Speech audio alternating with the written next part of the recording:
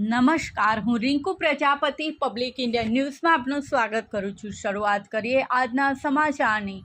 મૃતક સલમાન વોરાને ન્યાય અપાવવા માટે આણંદમાં મુસ્લિમ સમાજે સ્વયંભૂ ધંધા રોજગાર બંધ રાખ્યા।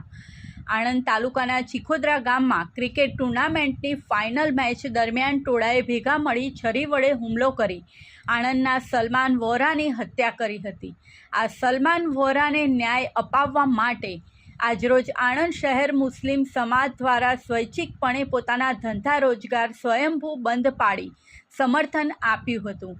આણંદ શહેરના પોલ્સન રોડ, ભાલેજ રોડ, સામરખા ચોકડી, સુપર માર્કેટ, 100 ફૂટ રોડ સહિત વિવિધ વિસ્તારોમાં મુસ્લિમ સમાજે પોતાની દુકાનો, ઓફિસો, ગોડાઉન, કારખાના સહિતના તમામ ધંધા વ્યાપાર જડ 20 લાખ બંધ રાખ્યા હતા। આ ઉપરાંત સલમાનને ન્યાય અપાવવા માટે હાડગુડ, સોજિત્રા, કંજરી, ભાલેજ, ઠાસરા સહિતના 7 જેટલા ગામોમાં પણ મુસ્લિમ સમાજે ધંધા રોજગાર બંધ રાખી સમર્થન જાહેર કર્યું હતું। આણંદ તાલુકાના ચીખોદરા ગામમાં ગત તારીખ 22મી જૂનના રોજ ડે નાઇટ ટેનિસ ક્રિકેટ ટુર્નામેન્ટની ફાઇનલ ચાલતી હતી। દરમિયાન આ મેચ જોવા માટે મોટી સંખ્યામાં પ્રેક્ષકો ઉપસ્થિત રહ્યા હતા।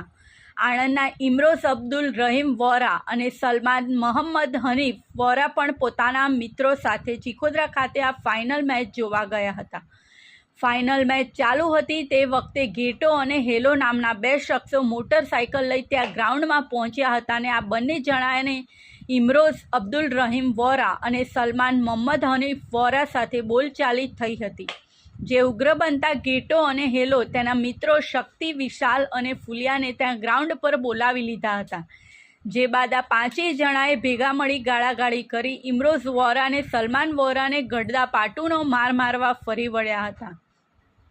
દરમિયાન વિશાલે એકાએક ખિસ્સામાંથી છરી કાઢી ઇમરોઝ વોરા અને સલમાન વોરા પર હુમલો કરી દીધો હતો, જ્યારે શક્તિએ લાકડાનું બેટ સલમાનના માથાના ભાગે ફટકારી દીધું હતું। આ હુમલામાં છરીના તીક્ષ્ણ ઘા વાગવાથી ઇમરોઝ વોરા અને સલમાન વોરાને ગંભીર ઈજાઓ પહોંચી હતી। આ બંને ઈજાગ્રસ્તોને તાત્કાલિક સારવાર અર્થે 108 એમ્બ્યુલન્સ મારફતે આણંદની ખાનગી હોસ્પિટલમાં ખસેડ્યા હતા, જ્યાં સારવાર દરમિયાન સલમાન મોહમ્મદ હનીફ વોરાનું મોત નીપજ્યું હતું। આ સાથે આજના સમાચારને અહીં સમાપ્ત કરીએ છીએ।